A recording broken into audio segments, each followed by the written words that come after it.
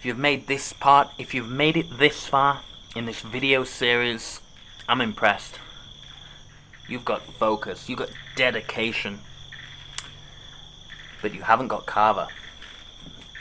I have. I'm going to drink a shell for the last part of this video, and I hope you guys enjoy it. Please comment, let me know what you think about my story, and let me know if you got any questions. Let me know what you're doing. Do you plan on moving to Thailand? Are you already here? Cheers. Or in Vanuatu we will say, Mai Ba Min Malohu, life and love.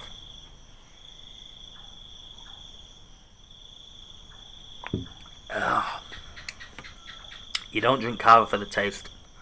I think I have close to $20,000 in my account. Anyway, after that, I spent one more week in Australia. Got really fucked up with the people that I met on the medical trial. I had an awesome time, and then went to booked a one-way. I booked a flight to Australia. I booked business. I don't know if it was either business class or first class, which one's cheaper, but I splashed out because I had all this money and it wasn't that expensive. The flight from Sydney to Bangkok, it's not that far compared to London to Bangkok. It's not that far. It wasn't that expensive. There was a really good deal on a business class flight, and I think they upgraded me as well. Anyway, so I had this fucking luxury flight to Bangkok. Tons of beers on the flight. Sat next to an Australian guy I remember talking to, who was a fucking nutter, and we kept ordering screwdrivers, vodka oranges, and we got absolutely fucked up on the plane. He turned out to be a bit of a dick at the end. He was like hitting on the air hostess staff and shit, but it was funny. So got off the flight drunk as hell. Didn't even go to a hotel. Hadn't booked a hotel. Went straight to Soi 11 in Bangkok, which is a party area, with my suitcase, and went bar crawling with the guy that I was sat next to on the plane, plus a load of other people that I met that night. Passed out in a hotel at the end of the night.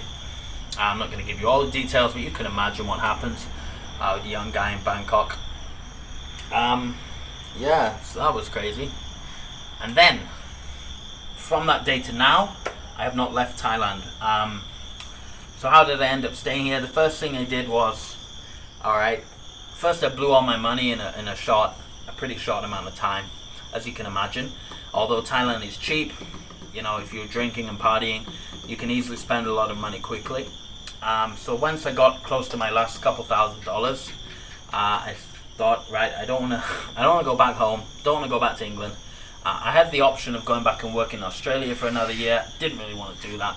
I had a load of fun in Australia. Met loads of cool people who I'm still friends with today. Some of them came over to Thailand for my wedding, which is awesome. But I really didn't want to go back. So what can a foreigner do in Thailand apart from teach English? I'd had experience teaching English before in Vanuatu. Knew I could do it. I knew I'm actually pretty good at it. So I decided that's what I'm going to do. So the requirement to teach in Thailand at that time, you needed a TEFL certificate. Didn't have one. Found the cheapest course in Thailand, which turned out to be in Hatyai. Hey, that's where my Hatyai journey began. The only reason I came to Hatyai was because it was the cheapest TEFL course I could find, run by this Zimbabwean guy called Dalton, who I'm still in contact with today. Cool guy, real nice guy. Runs a very successful TEFL course in Hatyai city. Anyway, so I came down, did that TEFL 4-week course, and it had a guaranteed job at the end. But the catch was, you go wherever they send you. So they sent me to the middle of fucking nowhere in Isan. Isan is the northeast of Thailand, to teach in a primary school. After this 4-week course, and during the 4-week course, I met my wife, who is still my wife today. I met my girlfriend at that time, which is now my wife, during that 4-week TEFL course. She was working in a pharmacy at that time, and yeah, that's how we met. But then I had to leave her. I went to Isan to teach in a school. She ended up coming visiting a couple times, and we got to know each other and we got really close. But anyway, I really loved Isan, by the way. So I spent the first... I'm going to wrap up the story and get to where I am today pretty soon now, as this video's gone on long, and I think the first part's more important about my journey, how I got to where I am today. Where am I? So yeah, I just met Sue in Hatyai during the TEFL course, gone to my job placement in Isan in Sisaget, Kukan Sisaget, and I worked there for a full 6-month contract, teaching English to a primary school. Met some cool people there who had been in Thailand a long time, learnt a lot about the expat scene in Thailand, ways of making money, and other things to do. But I really liked Isan because that's where I met the most Thai friends I've ever met ever. Thai male friends, drinking buddies, who just drink with on the weekend, hang out. One of them owned a car modification shop, and every time I just go to work, teach, finish, walk down the street from my house that I was renting. At that point I rented a pretty biggish house, rented a big motorbike. Yeah, things were cool. And I was paid enough, even though I was only paid it was 35,000 baht a month. I could spend 15 or 20 in Isan and still have a good time, drinking with my local Thai friends. Because every time I went there, they'd never, I'd always try and pay and try and buy beers, but they'd always refuse and buy the beers. But anyway, I made loads of Thai friends there, drunk lots of beer, had an awesome time, met lots of people. At that point, I travelled to Laos to do visa runs. I had lots of awesome experiences on the Mekong River and lots of crazy shit in that part of Thailand in the north. I still really like Isan. Again, I haven't been back to Isan since then. Fuck. Ah shit. Yeah, I got to take a visit back to Isan at some point, but I haven't been back since. But yeah, cool place. So yeah, after then, I got really close to my wife, so I thought, I'll find my next job in Hatyai. Managed to find a job with Andrew Biggs. At that point, Andrew Biggs was still kind of on TV. I just finished doing Anyway, Andrew Biggs is a well-known white teacher. I don't know why I said white. A well-known English teacher, celebrity English teacher in Thailand, and I managed to get a job with his company in a new branch that they just opened in Hatyai. At that point, I met loads of friends there. Discovered Hatyai to be an awesome place. It was like the perfect middle for me. It wasn't too rural like Isan. It wasn't too built up and crazy and going to kill me in a month like Bangkok. It was just perfect in the middle. So I really fell in love with Hatyai city. At that point, I was living with my girlfriend. We rented an apartment. Our apartment at that time cost 2,000 baht a month, which is insane. But yeah, I lived together, taught English for Andrew Biggs. Then I started doing other things as well. I started doing corporate teaching and other kinds of teaching that not just in a school. Discovered that I really like teaching adults as well. I also started some online businesses. I started selling products, Muay Thai products on eBay, which did well for a while. I started, I don't remember, I tried lots of things. Some things failed, some things didn't. I was trying to find other opportunities other than teaching. Basically I did that for a long time, for a few years, teaching in Hatyai. I went to Songkhla city for a bit, taught in some schools, some universities, some colleges, private students, language schools. I did fucking everything. And I worked hard and I saved money and I lived well. And I saved money and I was happy. Then online teaching came. So I started teaching online, and then I found, hey, why don't I set up my own school, set up my own little school for a bit, which went well for a while. Then I realized I could make more just recruiting teachers to do that. Some point during all this I went to Vietnam for a bit too, where I met my good friend and now business partner in Vietnam, Mr. Cao. And then I started recruiting for several schools in Vanuatu. So then I realized this recruiting thing is going to make me more than teaching.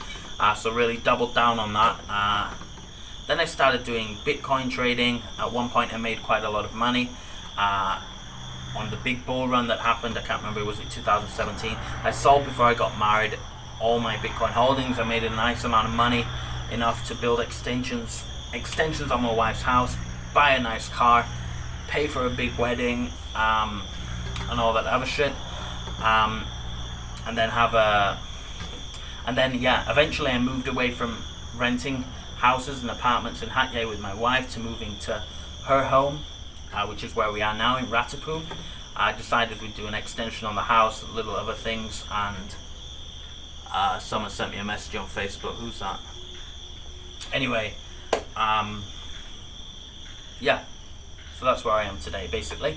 Now what do? Now I am a recruiter. I do recruitment, I do online teaching, and I do cryptocurrency trading and investing, and a little bit of e-commerce, which that's on hold at the moment.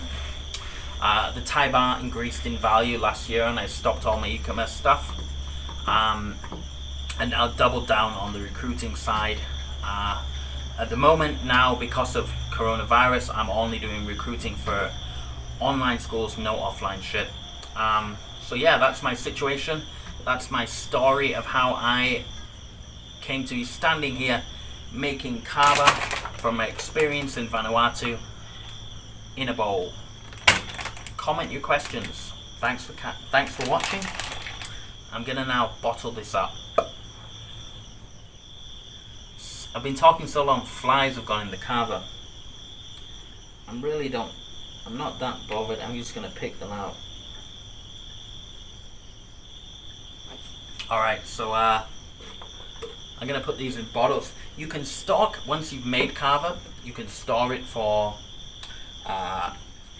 3, 4, maybe 5 days in the fridge. 3 days best, I reckon. Let me show you what it looks like inside the bag. I hope the audio has worked for this long video. Fuck. The guy that sent me a message is Nick. You may know Nick from some of my other videos. Good friend of mine. Anyway, it looks like cow shit. But that's the kava. That's what the spent kava looks like. So I'm going to bottle this up now. I'll show you how I do one, then I'll end the video.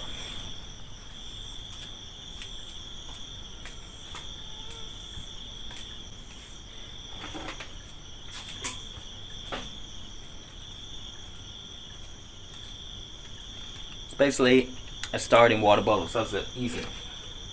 I'm going to drink some tonight as well. I still don't feel tired. I woke up at like 1 p.m. though, so I need to fix my my sleep cycle. I'm staying up all night, editing my website, watching random YouTube videos of Indian guys building huts in the desert, and yeah. So I'll show you this bottle. I'll screw it up, and then we'll end that video.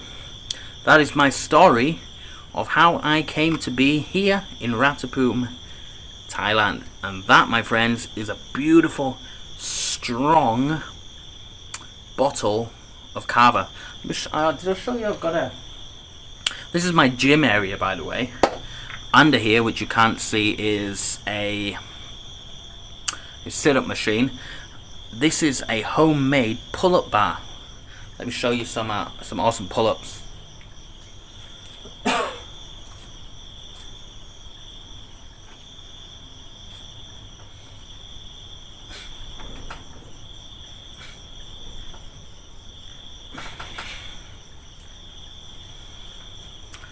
Terrible form, I know.